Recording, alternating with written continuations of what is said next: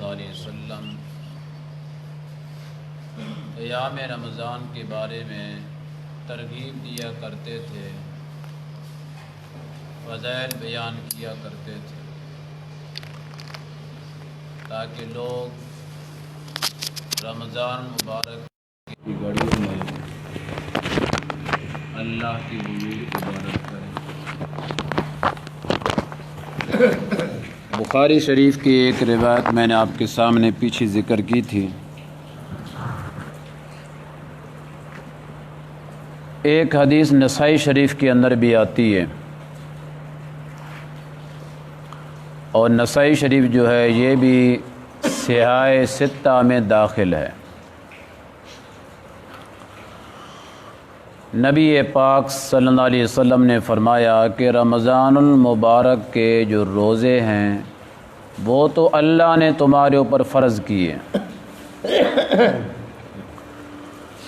اور رمضان المبارک کی جو رات کا قیام ہے وہ میں تمہارے لیے سنت قرار دے رہا ہوں۔ وہاں سنت کا لفظ ہے۔ دن کو روزہ رکھنا اللہ کی طرف سے فرض ہو گیا، رات کا رمضان کا جو قیام ہے وہ رسول اللہ صلی اللہ علیہ وسلم کی سنت بن گیا۔ اب آگے نبی پاک صلی اللہ علیہ وسلم نے دونوں باتوں کو جمع کر دیا۔ فرمایا جو آدمی پورا رمضان روزہ رکھے گا اور پورا رمضان رات کا قیام کرے گا،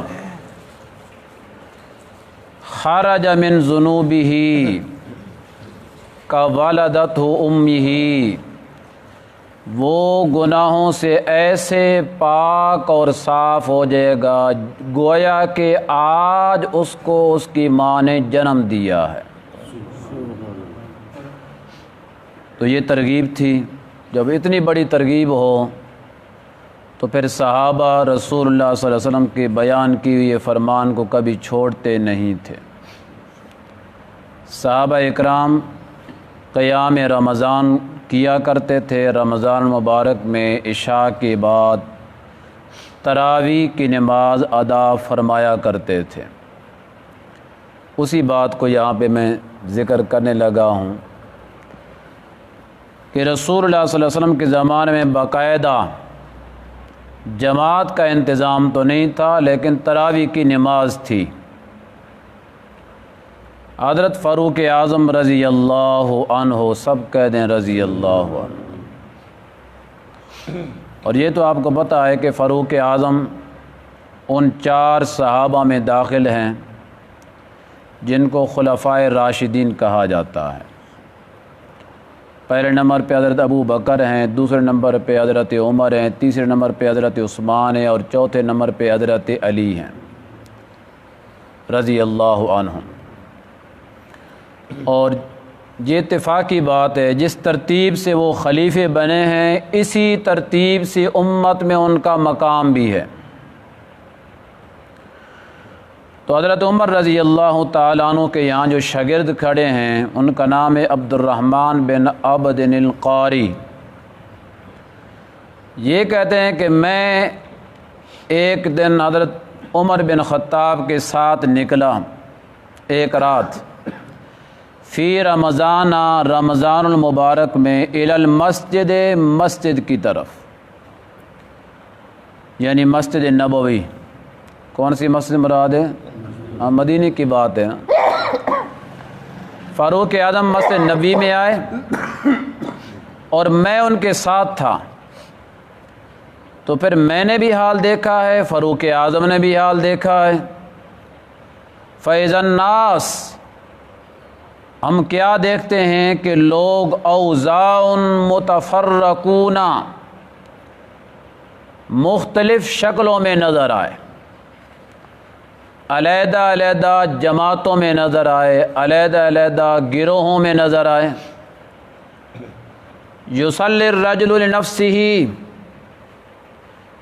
کچھ آدمیوں کو تو ہم نے دیکھا ہے کہ وہ اپنی اپنی نماز پڑھ رہے ہیں، چاہے وہ 10 تھے، 20 تھے، 40 تھا، 50 تھا، 100 تھا، جتنا بھی تھا، اپنی اپنی نماز پڑھ رہے ہیں۔ جس طرح اب جماعت ہو جاتی ہے تو اس کے بعد ہم سنتے ہیں، اپنی اپنی پڑھتے ہیں، ظہر کے بعد پڑھتے ہیں، مغرب کے بعد پڑھتے ہیں، عشاء کے بعد پڑھتے ہیں، تو ہر کوئی اپنی اپنی پڑھ رہا ہے۔ یہی طریقہ صحابہ کا تھا کہ عشاء کے بعد وہ اپنی اپنی پڑھ رہے ہیں۔ وَيُصَلِّ الرَّجُلُ، اور کچھ لوگوں کو دیکھا ہے کہ ایک آدمی نماز پڑھا رہا ہے، فَيُصَلِّي بِصَلَاتِهِ الرَّهْطِ، اور اس کے پیچھے چند لوگ ہیں، 10 سے 20۔ راحت کا جو لفظ ہے عربی محاورے میں یہ 10 سے کم پر بولا جاتا ہے۔ چند لوگ، ہم اپنی زبانوں سے کہتے ہیں چند لوگ، اور عربی میں کہتے ہیں راحت تھے، مطلب 5، 6، 7، 8، 9 تک اتنے لوگ ہیں۔ کوئی ادھر ایک ٹولی کھڑی ہے وہ نماز پڑھ رہے ہیں، کوئی ادھر ٹولی کھڑی ہے وہ نماز پڑھ رہے ہیں۔ یہ وہ لوگ تھے پڑھنے والے جو خود و کلام پاک کے حافظ نہیں تھے، تو وہ دوسروں کے پیچھے پڑھ رہے تھے۔ تو اب یہ 2 قسم کے لوگ ہیں، کچھ اپنی اپنی پڑھ رہے ہیں بالکل اکیلی، اور کچھ چھوٹی چھوٹی جماعتوں میں۔ وہ چھوٹی چھوٹی جماعتیں ہیں وہ ساری مسجد نبی کے اندر ہی ہیں۔ یہ جو حال دیکھا ہے نا فاروق اعظم نے، فقال عمر، تو حضرت عمر نے کہا انی ارا، میں یہ خیال کرتا ہوں، لو جماعتو، اگر میں ان کو جمع کر دوں، لو جماعت ہؤلاء، اگر میں ان لوگوں کو جمع کر دوں، علی قارئ واحد، ایک امام کے پیچھے، لکان امثل، تو بڑی اچھی بات ہوگی، بڑی افضل بات ہوگی، بڑی بہترین بات ہوگی، اور اس کا بہترین نتیجہ اور رزلٹ آئے گا۔ یہ ان کے ذہن میں خیال آیا، اور عبد الرحمن کہتے ہیں انہیں میرے سامنے اس خیال کو ظاہر کیا ہے۔ ثم عزم، جو پہلے خیال آیا نا پھر اس کا پکا ارادہ کر لیا ہے۔ بات سمجھ آئی؟ پہلے تو ذہن میں خیال آیا کس طرح ہو جائے، ثم عزم، پھر پکا ارادہ کر لیا ہے۔ اور ثم کا جو لفظ ہوتا ہے نا یہ تراخی کے لیے ہوتا ہے۔ تراخی کے معنی ڈھیل، مہلت، فوراً کام کے لیے نہیں ہوتا۔ بہت ساری جگہوں پہ ثم کا لفظ جہاں بھی آیا ہے وہ اسی طرح ثم کا معنی ڈھیل، مہلت کے بعد، کچھ وقفے کے بعد اگلا کام ہوا ہے۔ تو معاملہ یہ بنا ہے کہ یہ نہیں کہ جو ہی ان کے ذہن میں خیال آیا اور فوراً ہی پکا ارادہ کر لیا اور فوراً ہی حکم صادر کر دیا، یہ بات نہیں ہے۔ ثم کا لفظ ہے، ثم عزم، پھر کچھ وقت کے بعد ارادہ کیا ہے۔ کچھ وقت کا لفظ اس لیے ذکر کیا ہے کہ حضرت عمر نے چیدہ بڑے بڑے صحابہ سے مشورہ کیا ہے۔ الدر المنصور تفسیر کی کتاب ہے، اس میں حضرت علی رضی اللہ تعالیٰ عنہ کا اپنا بیان ہے۔ حضرت علی یہ کہتے ہیں کہ فاروق اعظم نے ایک امام کے پیچھے لوگوں کو جمع کرنے میں سب سے پہلے میں علی سے مشورہ لیا تھا۔ تو پھر مشورہ ہوا ہے، مشورہ اوروں سے بھی ہوا ہے۔ حضرت علی تو اپنے بارے میں خود بیان کرتے ہیں، وہ مشورہ کیا ہے اور مشورے میں یہ بات طے ہو گئی ہے، لیکن مشورہ یہ نہیں پوری مسجد میں مشورہ نہیں ہوا ہے، چند بڑے بڑے لوگوں سے ہوا ہے۔ ثم عزم، مشورے کے بعد پختہ ارادہ کر لیا ہے کہ میں نے اب یہ کام کرنا ہے۔ فجمعهم علی ابی بن کعب، تو پھر حضرت عمر رضی اللہ عنہ نے مسجد نبوی کے جتنے مقتدی تھے ان سارے مقتدیوں کو ابی بن کعب ایک امام کے پیچھے جمع کر دیا ہے۔ تو گل سمجھ آ رہی ہے؟ ساروں نے سمجھ آ رہی ہے؟ میں کیڑی کتاب پڑھ رہا ہوں؟ بخاری، نام سنا ہے نا؟ اصح الکتب بعد کتاب اللہ صحیح البخاری، بڑا اس کا لقب ہے کہ اللہ کی کتاب کے بعد جو صحیح کتاب ہے وہ بخاری ہے۔ بخاری ساری صحیح ہے نا؟ اور نہیں بولنا کیا دی صحیح ہے؟ ساری صحیح ہے نا؟ اصح الکتب بعد کتاب اللہ صحیح البخاری، اور ساری صحیح ہے نا؟ سارے بولو کہ ساری صحیح ہے؟ ہاں تو ہوں پھر سنو پتہ لگ جاتا ہے کہڑے صحیح مند ہیں ساری۔ حضرت عمر نے ابی ابن کعب کے پیچھے سارے لوگوں کو جمع کر دیا ہے، تو حضرت عمر رضی اللہ تعالی عنہ نے مسجد نبوی میں سارے لوگوں کو، وہ ایک واحد دن تھا کہ سارے لوگوں کو ایک امام کے پیچھے کیا کیا ہے؟ جمع کیا۔ اب بخاری میں یہ بات کوئی نہیں ہے کہ کتنی رکعتیں پڑھی ہیں، بخاری میں نہیں ہے۔ حضرت عمر نے کتنی پڑھی ہیں، کتنے پڑھنے کا حکم دیا ہے، حضرت ابی ابن کعب نے کتنی پڑھائی ہیں، بخاری میں اس کا کوئی ذکر نہیں ہے۔ اور رسول اللہ صلی اللہ علیہ وسلم نے جو 3 دن نماز پڑھائی تھی تراویح کی، کل پچھلے درس میں گزر گیا ہے، جو پرسوں کا درس تھا، 3 دن پڑھائی تھی نا، سنا ہے نا آپ نے، وہی بخاری سے۔ وہ جو 3 دن آپ صلی اللہ علیہ وسلم نے نماز پڑھائی نے تراویح کی، اس کی رکعات کا ذکر بھی بخاری میں کوئی نہیں ہے۔ اب اس معاملے میں دونوں مسئلے برابر ہو گئے، نہ تو نبی پاک صلی اللہ علیہ وسلم کی 3 دن نماز پڑھائی کے بارے میں بخاری کہتا ہے کتنی رکعتیں ہیں، اور نہ فاروق اعظم کی جو ایک امام کے پیچھے تراویح کی جماعت کے ساتھ جو شروع کی ہے، اس کے بارے میں بھی تعداد رکعات کا کوئی ذکر بخاری میں موجود نہیں ہے۔ جب بخاری میں نہیں تو ہم نے کسی اور کتاب کا سہارا لینا ہے، کہیں تو ہوگا نا۔ تو آئیے پھر سنن الکبریٰ بیہقی ہے، طبرانی شریف ہے، مصنف ابن ابی شیبہ، یہ تینوں حدیث کی کتابیں ہیں۔ ان میں حضرت عبداللہ بن عباس رضی اللہ عنہما، دونوں صحابی ہیں، باپ بھی صحابی ہے، بیٹا بھی صحابی ہے، سبحان اللہ۔ عبداللہ بن عباس کہتے ہیں کہ ماہ رمضان میں بغیر جماعت کے رسول اللہ صلی اللہ علیہ وسلم 20 رکعات اور وتر پڑھا کرتے تھے۔ ماہ رمضان میں بغیر جماعت کے 20 رکعت اور وتر پڑھا کرتے تھے۔ یہ طبرانی کے اندر بھی موجود ہے، مصنف ابن ابی شیبہ کے اندر بھی موجود ہے، اور سنن الکبریٰ للبیہقی کے اندر بھی کیا ہے؟ موجود ہے۔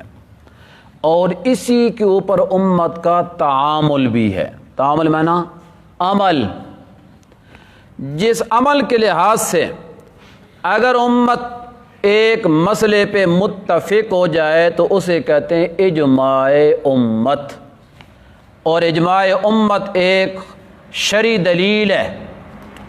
نبی پاک صلی اللہ علیہ وسلم نے فرمایا کہ میری امت کبھی بھی گمراہی پہ جمع نہیں ہو سکتی ہے، میری امت کبھی بھی گمراہی پہ جمع نہیں ہو سکتی ہے۔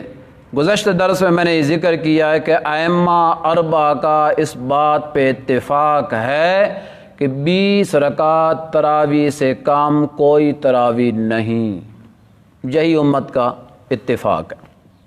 اب ایک اور حوالہ بھی سن لیں۔ علامہ ابن حجر عسقلانی رحمۃ اللہ علیہ یہ بخاری کی شارح ہیں، انہوں نے بخاری کی شرح لکھی ہے، فتح الباری شرح بخاری۔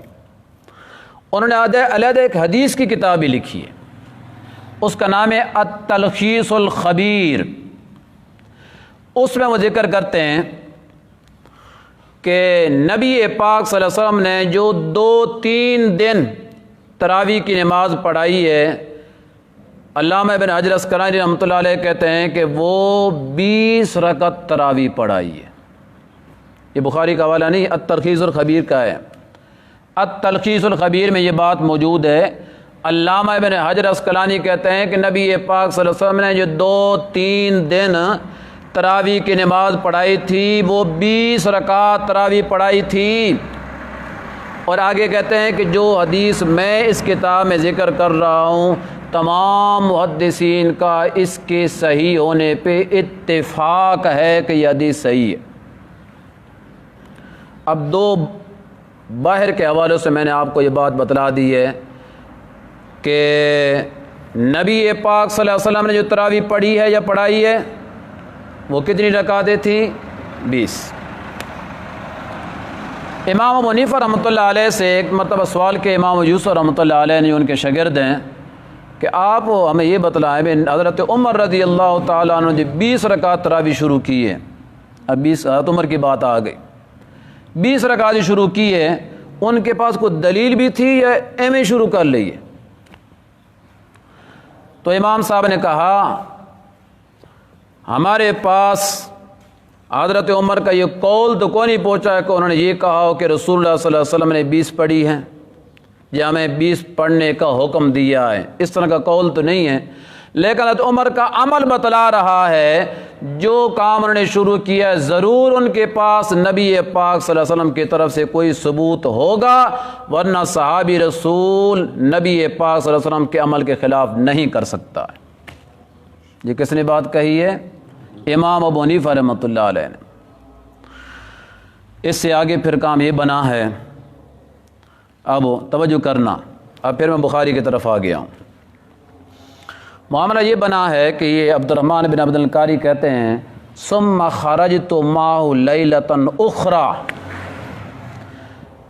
پھر ایک دن میں حضرت فاروق اعظم کے ساتھ ایک رات اور مسجد نبوی میں آیا، والناس یصلون بصلاة کارہم، اور اب دیکھا ہے میں نے بھی اور فاروق اعظم نے بھی کہ مسجد نبوی کے سارے نمازی ایک امام کے پیچھے نماز پڑھ رہے ہیں، تراویح کی نماز۔ یہاں پر روک کر میں ایک بات کہنا چاہتا ہوں، ایک سوال ہے یہاں پہ، یہ جو فاروق اعظم رضی اللہ عنہ تراویح کا نظام شروع کیا تھا نا، تو اس میں شروع کے اندر کچھ چے میں گوئیاں شروع ہو گئیں، توجہ کرنا، ان کا جواب دیا فاروق اعظم نے کہ یہ نماز تو آخر رات کی نماز تھی،